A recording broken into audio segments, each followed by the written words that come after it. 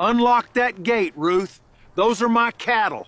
Keep them there, and I'm calling the sheriff. Call him, Caleb.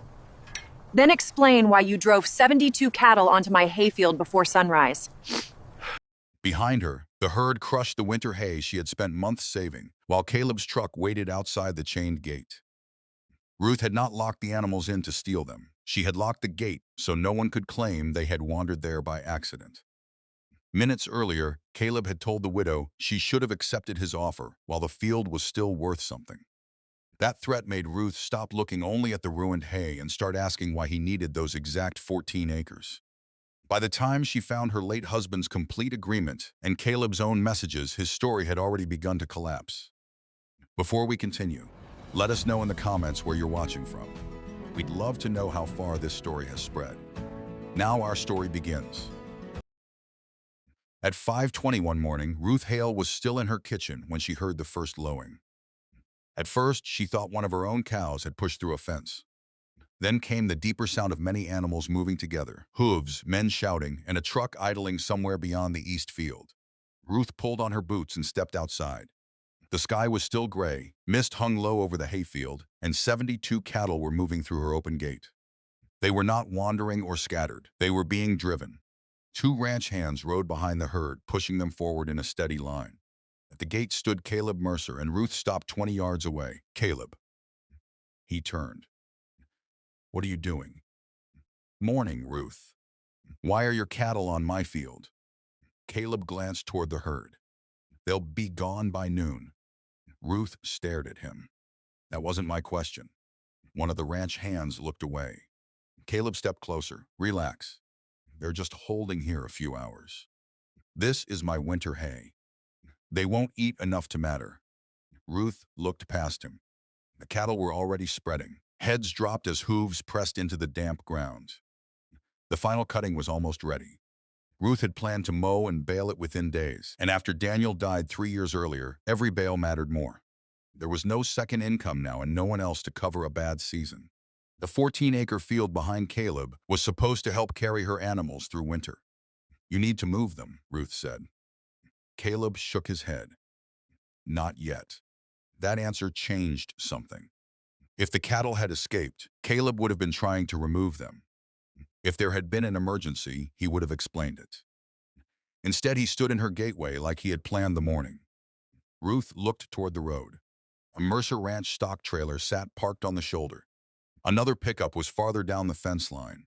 The men were not chasing loose cattle. They had brought them here. "How long have you been planning this?" Caleb gave a short laugh. "Don't start making this into something it isn't." "Then tell me what it is." "They need somewhere to stand until noon. You own nearly 800 acres. His expression tightened for just a second. Then Caleb said, "My pastures are my business. And this one is mine." The final cow crossed through the gate. One of the ranch hands dismounted and swung it shut. Ruth heard the latch drop. Caleb turned toward his truck. Ruth called after him. "You're leaving them here?" He looked back. "Until noon." He said nothing more, but his refusal to explain was worse than an excuse. Ruth stood at the gate, watching 72 cattle spread across hay she had spent the season protecting. She still did not know why Caleb needed them there. But she knew one thing now. This had never been an accident. Ruth did not wait for Caleb to leave. She stepped through the gate and walked straight toward him. "Move them now." Caleb stopped beside his truck. "They'll be gone in a few hours." I said now. He looked past her toward the cattle. "They're not destroying anything." Ruth turned and pointed across the field. Several cows had already pushed into the thickest stand of hay. Others were trampling the rows closest to the gate. "That field feeds my animals through winter." Caleb shrugged. "You'll still have plenty. You don't get to decide that." One of the ranch hands stood near the fence, pretending not to listen. Caleb lowered his voice. "You're making this harder than it needs to be." Ruth stared at him.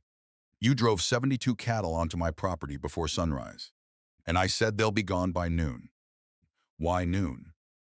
Caleb did not answer. Ruth stepped closer. "Why this field?" His jaw tightened. Then he said it.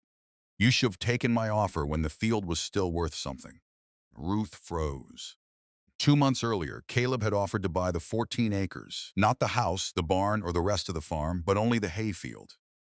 His price had been low enough that Ruth had laughed when she first read it. She had rejected it the same day. Now she looked past Caleb at the cattle, crushing through the grass. What did you just say? Caleb's expression changed. I said nothing. You said I should take in your offer. You're twisting my words. I heard you. So did I. The ranch hand near the fence looked down. Caleb turned toward him.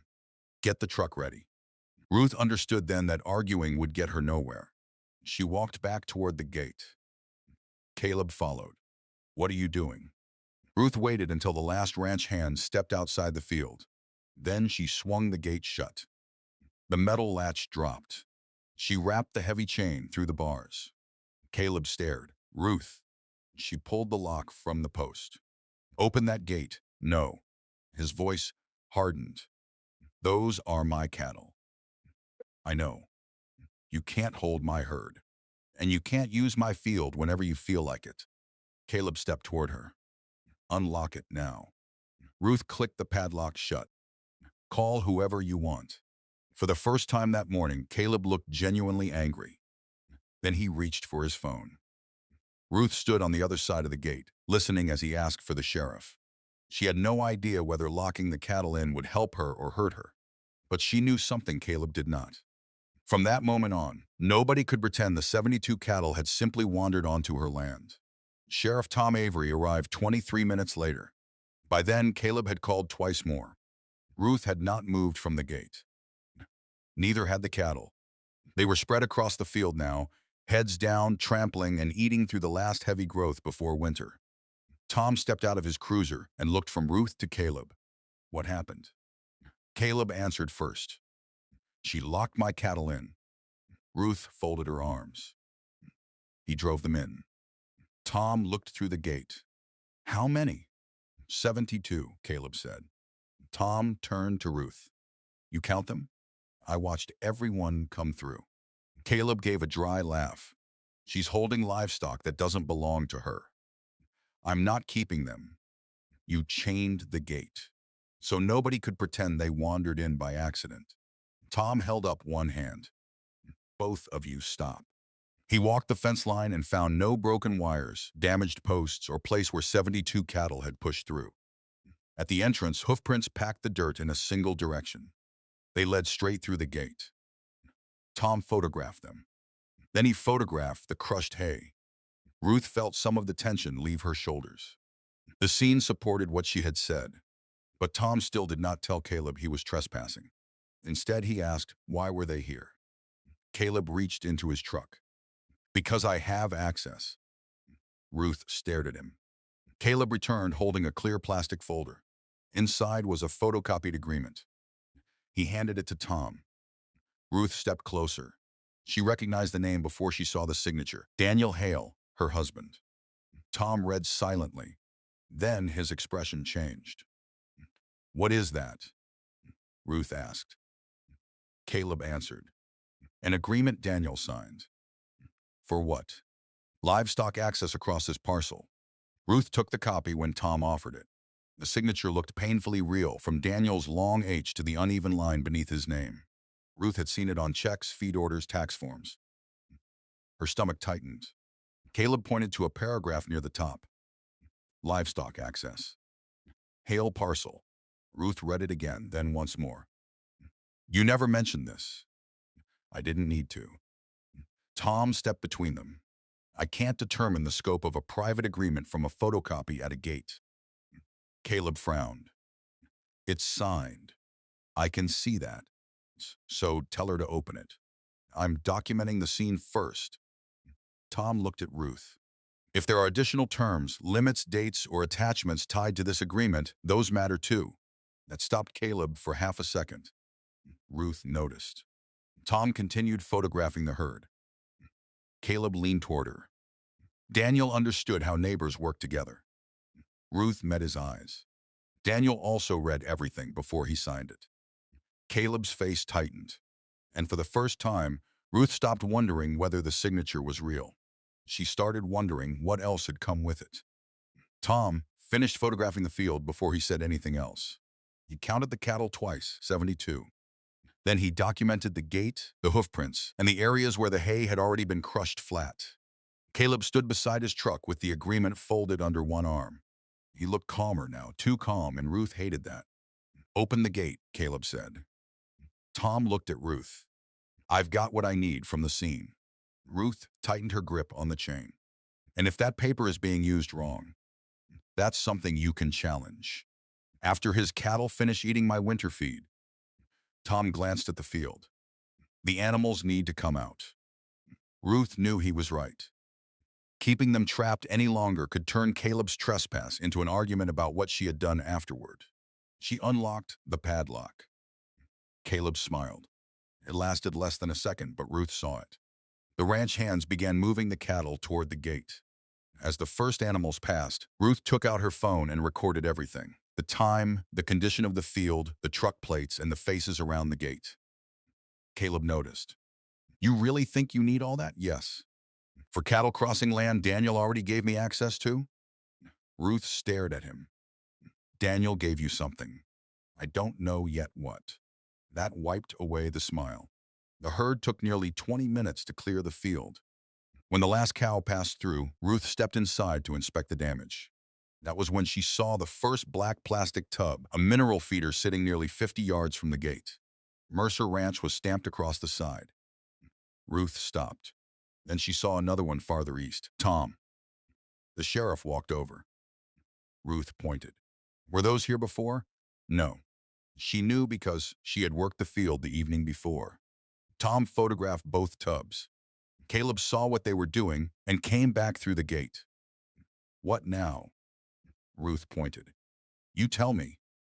Caleb looked at the feeder. One of the boys probably dropped it. "Dropped it?" Tom looked toward the road. "That's a long way to accidentally carry a mineral tub." Caleb's expression hardened. They were managing cattle. Things happen. Ruth walked toward the second feeder. It had been placed near the thickest section of hay, not beside the gate or along a crossing path, but exactly where cattle would stay and feed. She looked back at Caleb. "You said this was access." It was. Access means moving through. Caleb said nothing. Ruth looked at the two tubs again. Somebody had prepared the field before sunrise. And suddenly Daniel's signature no longer felt like Caleb's strongest piece of evidence. It felt like the cover story he expected everyone to stop at. By 9:30, the cattle were gone, but the damage was not. Ruth stood in the middle of the field while Mark Ellison, an independent forage consultant, walked slowly through the flattened hay. He carried a measuring wheel in one hand and a clipboard in the other. "You said they were here less than 4 hours?" "About that." Mark crouched and pulled apart a crushed section. "They did more than cross." Ruth looked toward the gate. "That's what I thought." If 72 cattle were only moving through, most of the damage would follow a travel line. He pointed toward the eastern half of the field.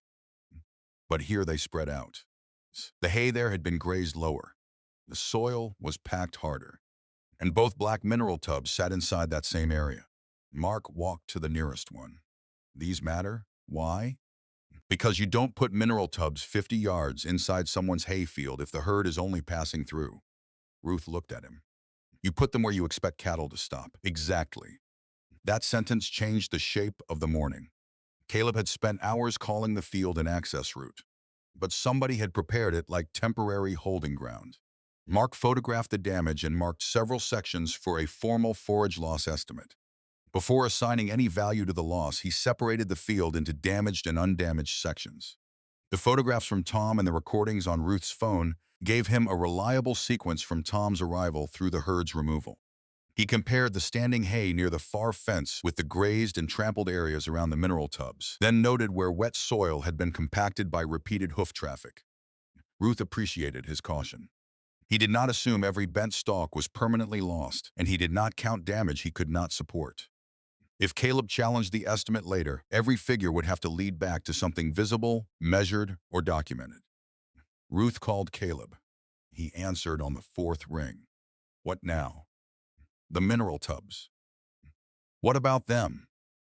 Who put them there? I told you. One of the hands probably left them. Before the cattle arrived? After a brief silence, Ruth continued. Mark says the herd was spread intentionally. Mark doesn't know my operation. He knows what cattle do to hay. Caleb hung up. 10 minutes later, one of his ranch hands, Cody Brennan, drove back. He stopped outside the gate and climbed out. Ruth recognized him from that morning. Caleb sent you? Cody shook his head. I came for the tubs. They've been photographed. I won't touch anything you still need. He walked toward the first feeder. Ruth followed. Were you the one who put those out? Cody hesitated. Me and Travis. When? Before we brought the cattle. Ruth stopped. Why? Cody looked toward Mercer Ranch. Caleb said everything would be ready. Ruth stepped closer. What does that mean? Cody realized too late what he had said. I don't know. You carried mineral tubs into my field before sunrise, but you don't know why. He told us where to put them. For cattle that were supposedly just crossing? Cody looked down, then said quietly, You need to ask Caleb. Ruth almost laughed. I have. Cody loaded the tubs. Before leaving, he paused beside his truck. For what it's worth, Ruth, he stopped. What? Cody shook his head. Nothing. He drove away. Ruth watched the dust settle. Caleb's old paper might explain why cattle had once been allowed across the property. The mineral tubs proved something different. This morning had been prepared for the herd to stay, and Ruth still needed to know why. That afternoon, Ruth pulled Daniel's old file boxes from the back room. She had not opened most of them since his funeral. The boxes contained feed receipts, tax records, fence repairs, and pasture notes. Daniel had kept everything. Ruth started with 2018. That was the year a grass fire burned north of Mercer Ranch. She remembered the smoke, the livestock trailers, and neighbors moving cattle away from the fire line. 20 minutes later, she found a folder marked Emergency Livestock Access. Inside was a signed one-page permission agreement. It matched the photocopy Caleb had shown Tom. But behind it was a separate sheet titled Temporary Conditions of Access. Ruth read the first line, then sat down. The permission applied only to livestock displaced by the 2018 fire, crossing only, with no grazing or holding livestock on the Hale parcel. And the temporary permission expired 72 hours after the emergency ended. Ruth read it again. Daniel's signature had been real. Caleb's description of what it allowed was not. She called Tom. I found the original file. He arrived less than an hour later. Ruth placed both documents on the kitchen table. Tom compared the signed page with the photograph on his phone. Same agreement. Yes. Then Ruth slid the conditions sheet toward him. This was attached behind it. Tom read slowly. His expression tightened. This limits everything. Exactly. Temporary emergency crossing. No grazing. No holding. And it expired years ago. Tom nodded. I need to update the report. Then he stepped outside and called Caleb.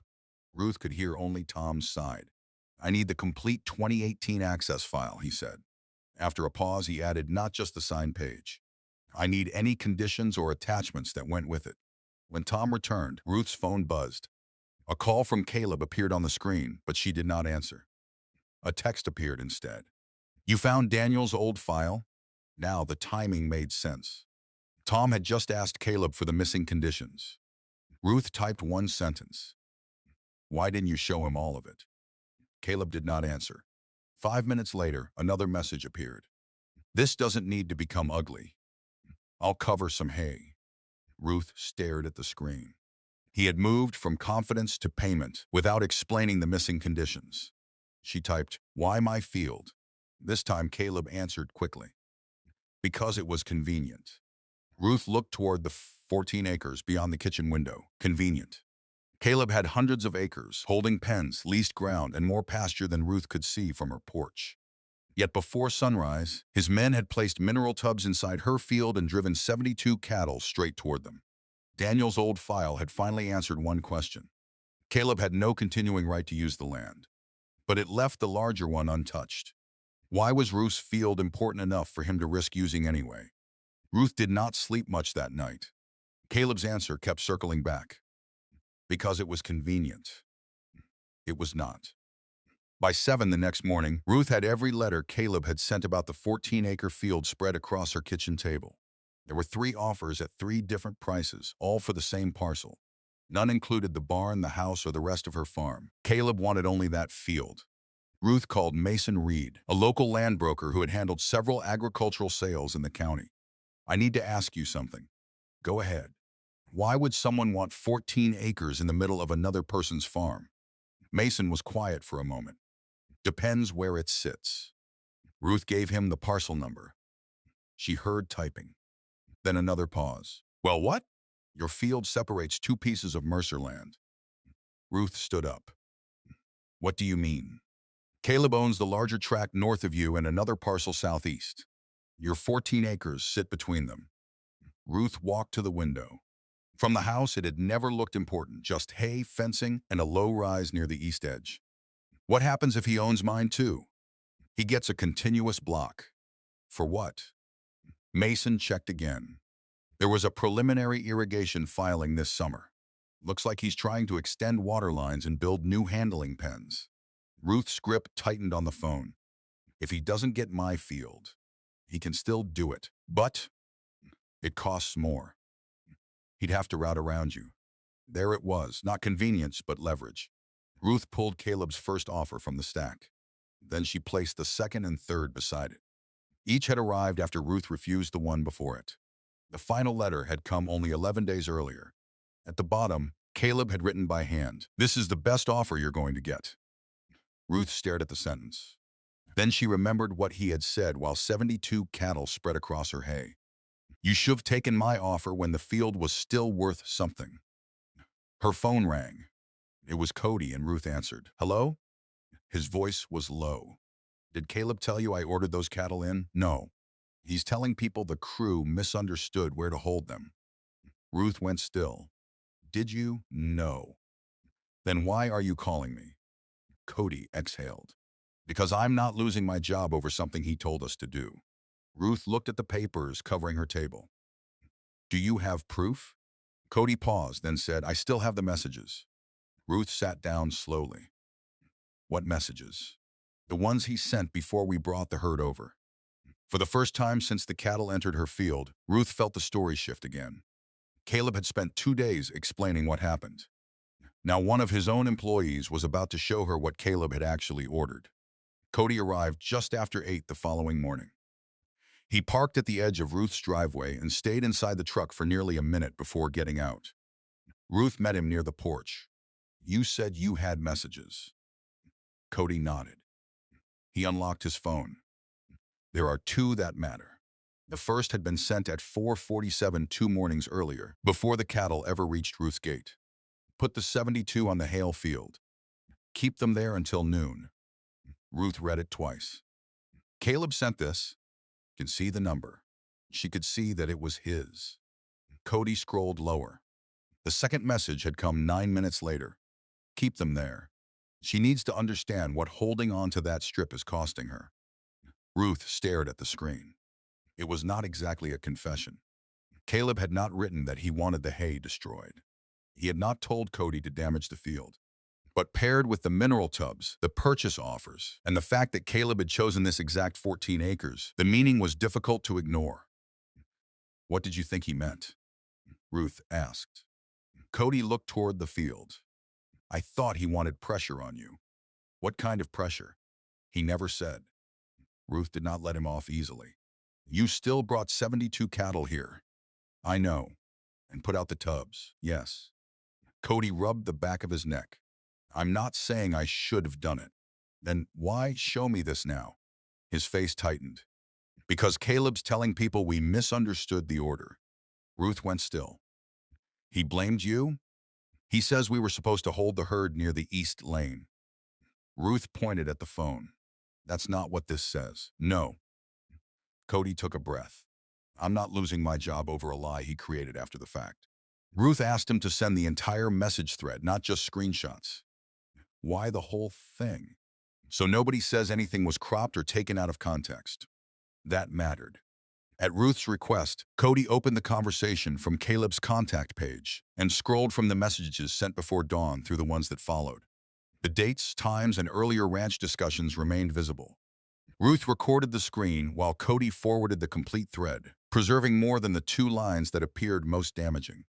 She wanted the surrounding conversation kept with them because a truthful record should survive context rather than depend on its absence. Cody also agreed to tell Tom directly how he had received the instructions and why the mineral tubs had been placed inside the field. She forwarded the thread to Tom and then called him. He answered immediately. "I'm looking at it." What does it change? It strengthens the timeline. It also undercuts Caleb's claim that the crew chose the field on their own. Does it prove he wanted the hay ruined? No. Ruth appreciated that answer. It meant they still had to prove what the evidence actually showed, not what they wanted it to show. Her phone rang again. It was Caleb, and she answered. He did not say hello. "What did Cody give you?" Ruth looked at Cody, then at the field. "Why you asking?" Ruth waited through the silence. Finally, Caleb said, "Don't turn this into something it wasn't." Ruth looked at the flattened hay, the old offers, the mineral tubs, and the preserved message thread. "I'm not." She ended the call. For the first time, Caleb was no longer arguing about whether his cattle had been there. He was arguing about what he meant by putting them there. By noon, Caleb had stopped denying the parts he could no longer deny. He had ordered the cattle onto Ruth's field. He had told the crew to keep them there until noon, and the old emergency agreement did not give him current grazing rights. What he still denied was intent. "I thought I had temporary access," he said when he finally called. Ruth stood beside the damaged eastern section of the field. "Temporary access to do what?" "Hold cattle. That agreement says crossing only." I hadn't seen the conditions sheet in years. Ruth let the silence sit. Caleb continued. "I wasn't trying to destroy your hay." "Then why the mineral tubs?" "To settle the herd. On my field. For a few hours. And the message about what holding on to the strip was costing me." Caleb's voice tightened. "You're reading too much into that." "What should I read into it?" "I wanted you to reconsider the sale." That was as far as he would go. He admitted pressure. He did not admit damage was the goal. And Ruth understood the difference mattered. Later that afternoon, Mark Ellison returned with the formal forage loss estimate. He had measured the grazed sections, the trampled rows, the compacted ground, and the amount of replacement feed Ruth would likely need before winter. The number was painful, not enough to ruin her, but enough to hurt. Mark handed her the report. "This is based on actual loss and restoration costs, not punishment." Ruth nodded. That was exactly what she wanted, something nobody could dismiss as anger. Her phone rang again. It was Caleb. "I'll cover the lost hay." Ruth looked at Mark. "And the field repair? We can discuss it." "The replacement feed? If it's reasonable, and written confirmation that you have no access right here." Caleb went quiet. "That's unnecessary." "No, Caleb. That's the one thing I'm not leaving unclear." His tone hardened. "You're turning a bad decision into a war." Ruth looked across the 14 acres. "No, I'm turning it into a record." She ended the call. By then, the case no longer depended on a single dramatic confession. It depended on pieces that fit together: the expired permission, the tubs placed before dawn, the offers to buy the same field, the message thread, and the damage estimate. Caleb could still argue about what he meant. He could still claim he never intended the hay to be ruined. But he could no longer claim the cattle arrived by accident. And that was enough for Ruth to stop arguing with him directly. From that point on, everything would go through paper. 2 days later, Ruth sat across from a local attorney named Ellen Price. The table between them held everything Caleb had left behind: Mark's damage report, Tom's photographs, Daniel's complete 2-page agreement, Cody's message thread, and the 3 offers Caleb had made for the 14-acre field. Ellen read the second message again. "Keep them there. She needs to understand what holding onto that strip is costing her." Then she looked at Ruth. "This is the part he's going to have trouble explaining." Ruth nodded. "What happens now?" "We send a demand." "For the hay?" "For everything you can document." Ellen made a list. Replacement feed, field repair, reseeding, Mark's assessment costs, and a written acknowledgement that Mercer Ranch had no continuing livestock access or grazing right across the Hale parcel. Ruth leaned back. I don't want his money if it means he gets to call this a misunderstanding. It won't. Ellen tapped Daniel's agreement. This document expired years ago. Then she tapped Cody's messages. And these show the cattle were sent there intentionally. The demand went out that afternoon. Caleb did not call Ruth. His attorney called Ellen. For the first time since the cattle entered the field, Ruth did not have to listen to Caleb explain what he meant. 3 days passed, then a fourth. On Friday morning, Ellen called. He wants to settle. Ruth stared out the kitchen window. How much? The documented amount. All of it. And the access? He'll sign that Mercer Ranch has no present grazing or livestock access right over your 14 acres. Ruth was quiet. That's it? Almost. Caleb also wanted language stating the settlement was not an admission of broader wrongdoing. Ruth considered it. She had never wanted his ranch. She had never wanted a public spectacle. She wanted the field restored and the boundary made unmistakable. Fine, she said, as long as the damages are paid and the access language stays. It did. By the following week, the agreement was signed. Caleb covered the hay Ruth had to buy for winter. He paid the repair estimate. He reimbursed the assessment costs. And in writing, Mercer Ranch acknowledged that Daniel's 2018 emergency permission had expired. Before Ruth accepted the settlement, she and Ellen checked the final document against the demand line by line. The payment covered only losses supported by Mark's report, receipts, and replacement feed documentation. The boundary language did not grant Caleb a new route, easement, grazing privilege, or future option to purchase the field. Ruth was not signing away ownership of the 14 acres or giving Mercer Ranch another argument to use later. Once Ellen confirmed those points, Ruth signed. The settlement resolved the documented damage from the incident. While the written access acknowledgement removed the uncertainty Caleb had tried to revive with Daniel's old signature. There were no sirens, no courtroom packed with reporters, and no dramatic arrest. Just signatures, numbers, and one boundary Caleb could no longer pretend was unclear. Tom later added the new documents to his incident file, including Cody's messages and the complete agreement. Ruth read the settlement once, then placed it in Daniel's old folder. For Caleb, 72 cattle had been a way to make 14 acres feel like a burden. For Ruth, they had done something very different. They had forced every part of the dispute into the open. And once everything was written down, Caleb had nowhere left to hide behind a different version of the story. The next thing Ruth noticed was what Caleb stopped doing. There were no more letters, phone calls, or offers for the 14 acres. For 2 months, he had kept pushing. First, he pushed politely, then more aggressively, and finally with 72 cattle. Now the offers vanished. Ruth understood why. The settlement had done more than pay for damaged hay. It had removed the uncertainty Caleb had been using. His old access agreement was dead. His claim that the cattle were there by mistake had collapsed, and the field was still hers. A week later, Mason Reed called. You were right about the expansion. Ruth looked toward the east side of the property. What happened? Mercer filed a revised plan.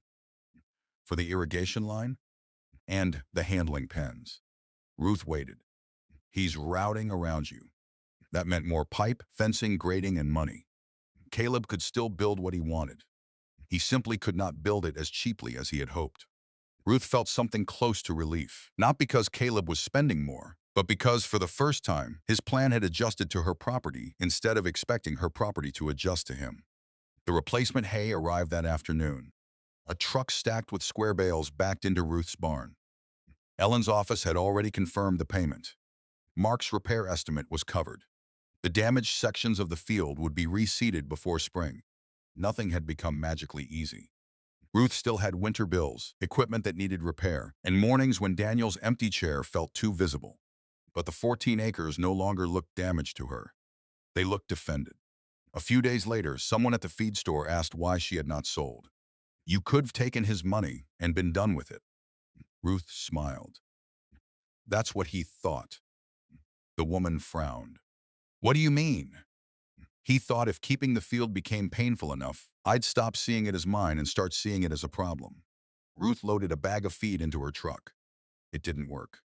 That evening, she walked the field alone. The hoof damage was still visible in flattened patches and deep impressions near the old mineral tub locations. But the grass beneath them had begun to lift. Ruth stopped near the gate. Caleb had expected 72 cattle to weaken her position. Instead, they had forced him to reveal exactly how badly he wanted the land. And once Ruth understood that, the offers stopped feeling generous. They started feeling like pressure.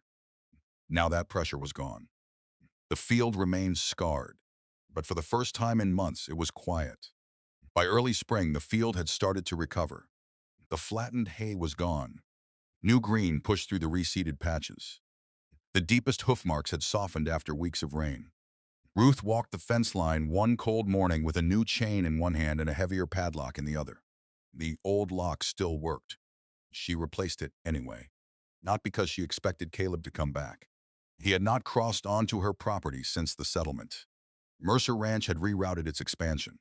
The cattle stayed on his side of the fence, and the 14 acres remained exactly where they had always been. Ruth looped the new chain through the gate. For a moment, she remembered that morning before sunrise. 72 cattle moving through the mist, Caleb standing beside the road, and his voice telling her they would be gone by noon. Then came the sentence that changed everything. You should taken my offer when the field was still worth something.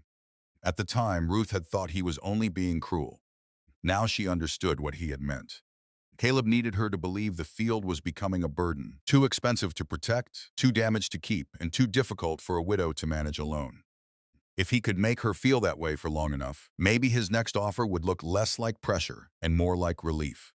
Ruth closed the padlock. The click sounded small, but it carried. A pickup slowed on the county road. For half a second, Ruth thought it might be Caleb. It was not. She smiled at herself and turned back toward the house. The field was still not perfect. It would take another season before every damaged section looked normal. But Ruth no longer saw 72 cattle when she looked across it. She saw the things Caleb had failed to account for. Daniel keeping a complete copy of the old agreement, Cody refusing to take the blame, Tom photographing the scene before the herd left, Mark measuring the damage instead of guessing, and Caleb himself leaving messages because he believed nobody would ever need to read them. He had tried to make Ruth's property feel less valuable to her. Instead, every decision he made had proved how valuable it was to him. Ruth reached the porch and looked back once more. The new lock caught the morning light. Caleb had driven 72 cattle onto a widow's hayfield, hoping the damage would make her easier to pressure. But the cattle left more than crushed grass behind. They left a trail. And once Ruth followed it, Caleb's plan was no longer something he could explain away. If Ruth's story reminded you that protecting your land begins with protecting the evidence, tell us in the comments, would you have locked the gate and called the sheriff, or handled Caleb another way? If you enjoyed this story, please like the video, subscribe to the channel, and turn on notifications so you do not miss more stories about hardworking farmers, rural justice, and the quiet strength it takes to defend what belongs to you. Thank you for watching, and remember, pressure becomes much harder to hide once every decision leaves a record.